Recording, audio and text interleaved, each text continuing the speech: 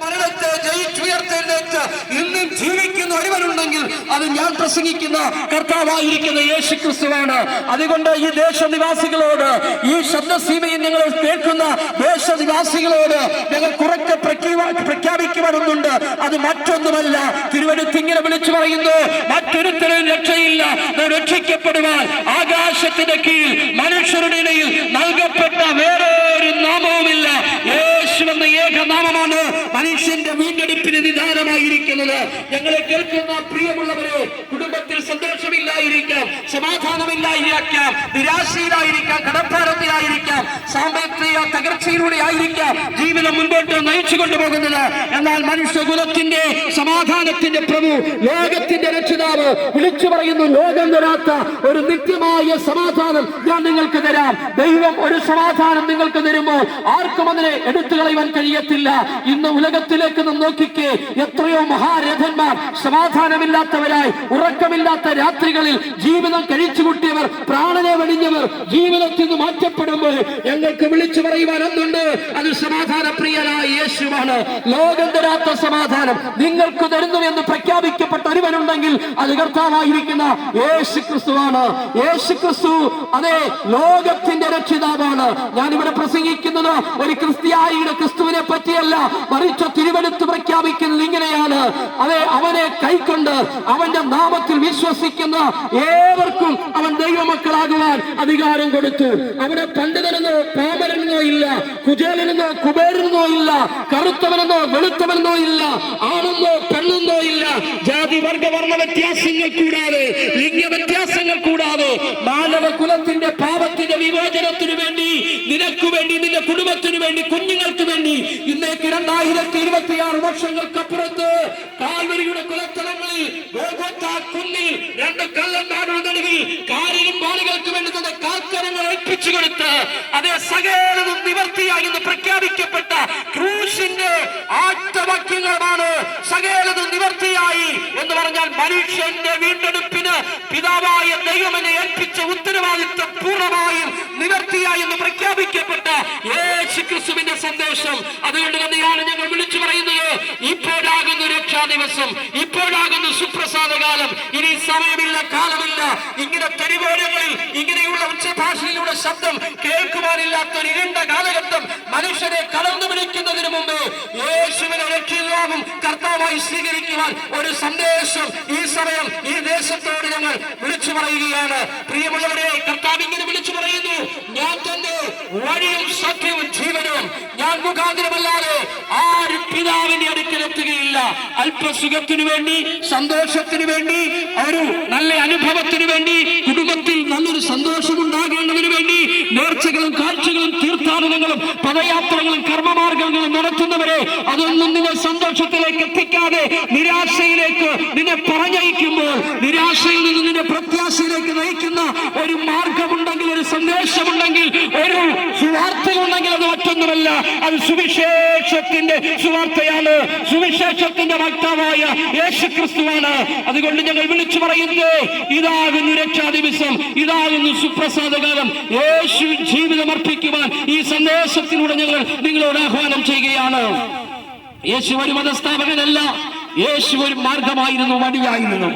യേശുവിന്റെ ഏകവഴിയിലൂടെ മാത്രമേ മനുഷ്യന് നിത്യതയിലേക്ക് എത്തപ്പെടുവാൻ കഴിയുകയുള്ളൂ.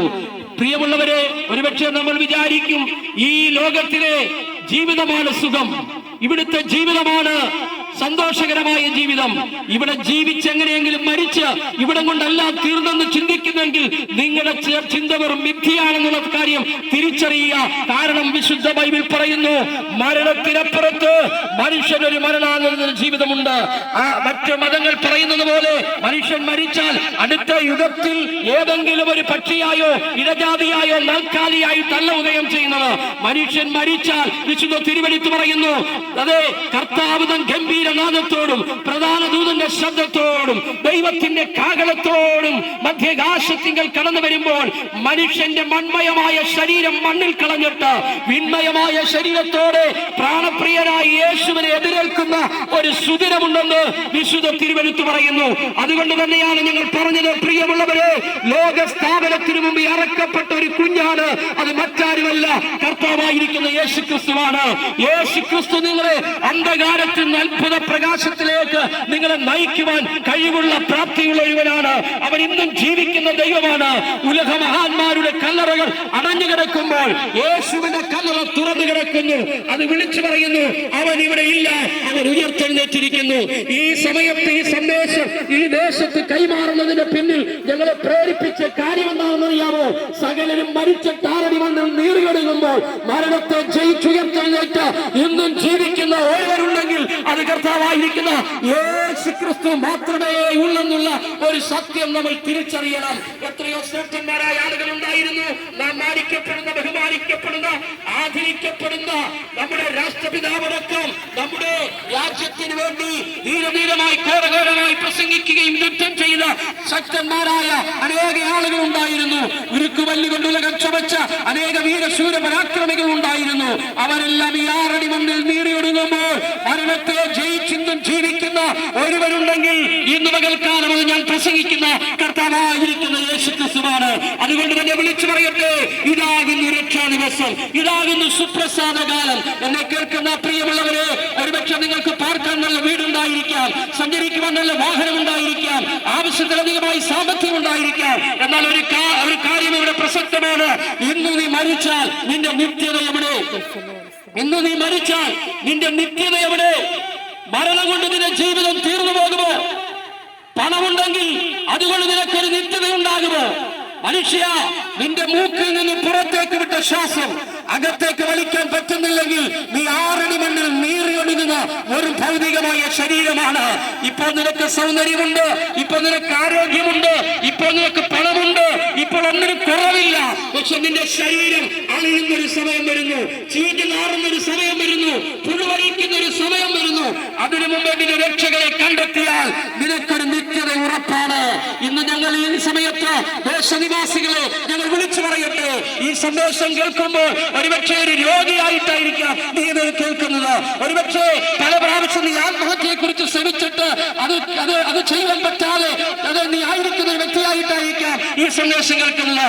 ഒരുപക്ഷെ കടഭാരം നിമിത്തം തകർന്ന ഒരു വ്യക്തിയായിട്ടായിരിക്കാം, കുടുംബ പ്രശ്നങ്ങൾ നിമിത്തം തകർന്ന ഒരു വ്യക്തിയായിട്ടായിരിക്കാം, തലമുറയില്ലാതെ ഭാരപ്പെടുന്ന ഒരു വ്യക്തിയായിട്ടായിരിക്കാം. എന്നാൽ ദൈവത്തിന്റെ വചനം ഇന്ന് പകൽക്കാലം നിങ്ങളുടെ സകല പ്രശ്നങ്ങൾക്കും ശാശ്വതമായ പരിഹാരമായി വെളിപ്പെടുകയാണ്. ദൈവത്തിന്റെ വചനം പറയുന്നു, കർത്താവായ യേശുക്രിസ്തുവിൽ വിശ്വസിക്കുക, എന്നാൽ നീയും നിന്റെ കുടുംബവും രക്ഷ പ്രാപിപ്പാനിടയായി തീരും. നമുക്കറിയാം, അനേകം നേർച്ചകൾ, കാഴ്ചകൾ, തീർത്ഥാടനങ്ങൾ, പദയാത്രകൾ നടത്തിയിട്ടും മനുഷ്യന് മോക്ഷം പ്രാപിക്കുവാൻ കഴിയാതെ എവിടെ മോക്ഷം എന്ന് ചോദിച്ചുകൊണ്ട് മനുഷ്യൻ തിരഞ്ഞെടുമ്പോൾ ഞങ്ങൾക്കുറക്കെ പ്രഖ്യാപിക്കുവാനുണ്ട്. അത് മറ്റൊന്നുമല്ല, യേശുക്രിസ്തുവിന്റെ സനാതനമായ സുവിശേഷമാണ്. ഇന്ന് പകൽക്കാലം ഞങ്ങൾ ഈ ദേശത്തോട് വിളിച്ചു പറയട്ടെ, കർത്താവായ യേശുക്രിസ്തുവിന്റെ വരവ് ഏറ്റവും ആസന്നമായിരിക്കുന്നു എന്ന് ലോക സംഭവങ്ങൾ വിളിച്ചറിയിച്ചു കൊണ്ടിരിക്കുമ്പോൾ ഒരു കാര്യം കൂടെ വിളിച്ചു ചോദിക്കുകയാണ്, അവന്റെ വരവിനായി നീ ഒരുങ്ങിയിട്ടുണ്ടോ? ഇല്ലെങ്കിൽ പ്രിയമുള്ളവരെ, ഇതാണ് സമയം, ഇതാണ് സമയം. ഇനി അപ്പുറത്തൊരു സമയമില്ല. ഈ ലോകം നശിക്കാൻ പോകുന്നു.